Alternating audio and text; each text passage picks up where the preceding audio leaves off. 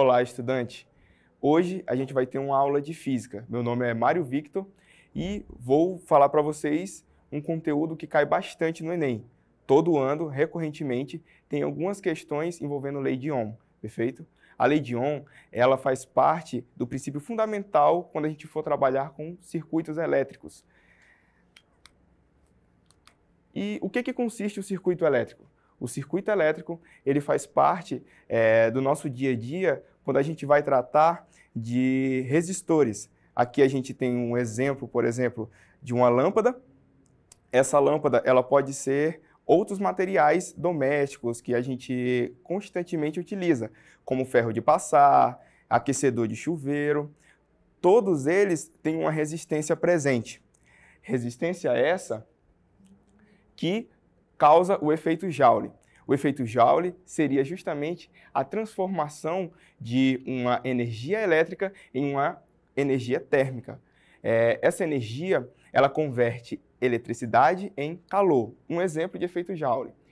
O circuito, ele conta com 3 características básicas. Quais seriam elas? Corrente elétrica, resistores e a nossa DDP, que seria a nossa fonte de tensão elétrica, baterias, tomadas, tudo aquilo que vai gerar eletricidade para o nosso circuito.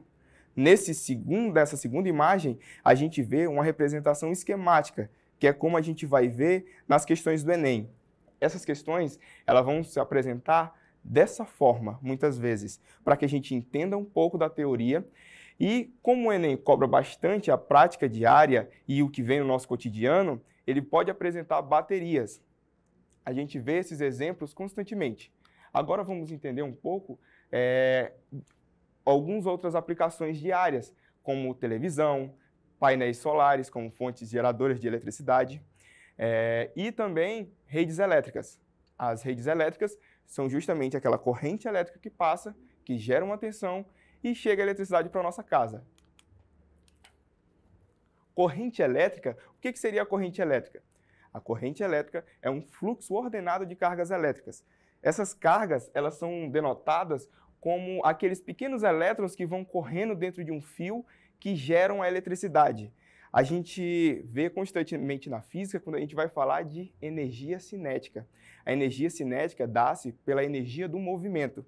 E, obviamente, a energia que a gente tem em casa ainda repete esse mesmo esquema. E você já vê como funcionam as relações da física. A física, ela se liga em diversas disciplinas, tanto termodinâmica, eletromagnetismo, questões envolvendo também energia cinética, e a gente vê as transformações que elas têm no nosso cotidiano, e principalmente as suas funções. A corrente elétrica, ela tem aquela quantidade de carga que passa em um determinado período de tempo. Aqui a gente pode ver o exemplo de uma fórmula, que nós iremos utilizar bastante depois para poder descrevermos o que vai acontecer e como é o comportamento dessa corrente, que ela é diretamente proporcional à quantidade de elétrons que passa, à quantidade de cargas elétricas e inversamente proporcional ao período, perfeito? Aqui a gente também vai ter que ter essa pequena noção dos aparelhos que nós utilizamos para medir.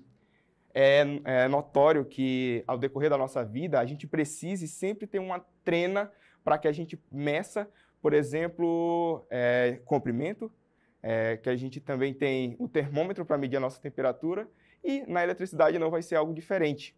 Aqui a gente vai ter o amperímetro e o voltímetro, 2 equipamentos bastante utilizados para poder medir o comportamento e o que está acontecendo naquele circuito elétrico. A nossa casa, por exemplo, ela, para ter toda essa estrutura de luz, essa questão luminária, a gente tem que ter essa questão de como funciona e o que está acontecendo ali. Se a tensão ela é proporcional à capacidade dos nossos equipamentos. Por isso que a gente tem aquela diferença de voltagem de equipamentos que são ligados a 110 e a 220. Esse 110 a gente utiliza basicamente como se fosse uma forma de arredondamento, que é 127. A gente vê até alguns equipamentos que tem essa etiquetazinha de 127, ou seja, já a gente vai aproximar ele para um equipamento de 110. E aí a gente já vê qual vai ser a tensão elétrica que esse equipamento suporta. Aqui a gente pode ver como esses equipamentos têm que ser ligados para que aconteça essa metragem, perfeito? O amperímetro ele tem a característica de ser ligado em série, justamente para que a gente consiga identificar qual é a corrente elétrica que passa nesse circuito.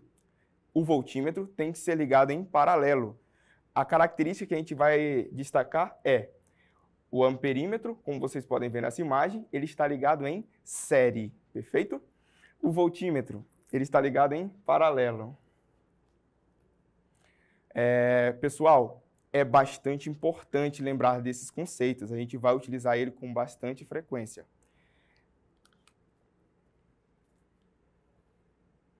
E agora a gente vai ver questões de resistência elétrica. A tão famosa resistência, que é o que vai dar início à nossa primeira lei de Ohm. A resistência elétrica, ela tem a principal característica de ser algo que meio como... Vou dar um exemplo prático para vocês. Vamos imaginar que você está usando uma mangueira de água. Quando a gente causa uma resistência elétrica, a gente vê a dificuldade que tem daquela água correr. Lembra que eu falei que a corrente elétrica são partículas ordenadas que passam em um determinado período de tempo? A gente vai se assemelhar às correntes elétricas, a corrente de água também, perdão. A corrente de água, ela tem essa característica. Ela passa por um determinado espaço em um determinado período de tempo. Se nós ajustarmos essa mangueira, diminuirmos ela ou aumentarmos, por exemplo, uma pressãozinha nela, a gente vê a dificuldade que tem para essa água cair. Isso a gente vai assimilar justamente com a resistência. A resistência tem essa função. Ela tem materiais que são mais resistentes que outros, por exemplo. Tudo isso se encaixa em quão ele pode impedir uma corrente ou não. E a resistência é justamente isso. Aqui a gente já vai aplicar a primeira fórmula da lei de Ohm. A primeira fórmula, a gente consegue até utilizar um macete para lembrar dela. Qual seria ele? U que faz rir. Por quê? Porque esse U pode vir também em formato de V, mas aqui a gente vai utilizar o U. E no Enem também, muitas vezes eles cobram como U, mas se for V, não estranhe, tá bom? Porque o V vai ser a voltagem. O U, ele tem 3 nomes distintos: DDP, diferença de potencial, no caso, voltagem e a tensão. Aqui a gente pode ver também a presença da resistência vezes a corrente, para determinar DDP de um equipamento, ou o DDP de um circuito elétrico. O que vai acontecer então? Vamos utilizar o topo dessa pirâmide.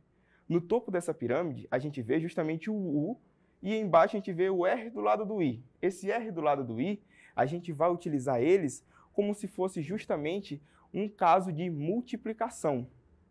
Aqui é possível ver o R e justamente a DDP em cima da corrente elétrica. Então, para descobrir a resistência, basta eu igualar a U sobre I.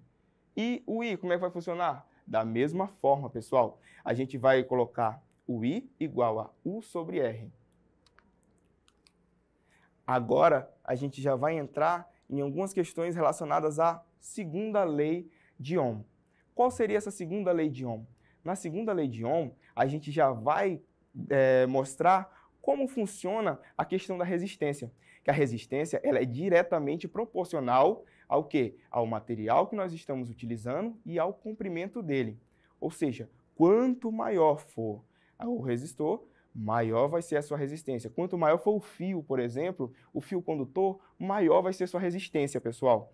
E quanto maior for a área desse fio, menor é a resistência. Ou seja, a área já é inversamente proporcional à resistência.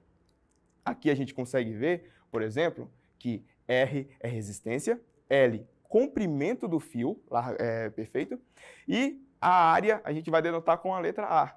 E aqui a gente tem uma siglazinha que a gente denota de Rho, mas Rho é justamente o que a gente vai utilizar como o material, vai ser a representatividade da condutividade que tem um determinado material específico. Agora, a gente vai resolver, pessoal, algumas questões depois. Procurem sempre ficar revisando questões da primeira lei de Ohm. cai com muita frequência e é bastante importante que nós tenhamos em mente e a gente tenha no sangue também esses princípios que envolvem essas leis. A relação de grandezas, se elas são diretamente ou inversamente proporcionais e a função de cada uma delas. Pessoal, acompanho vocês na próxima aula, tá bom?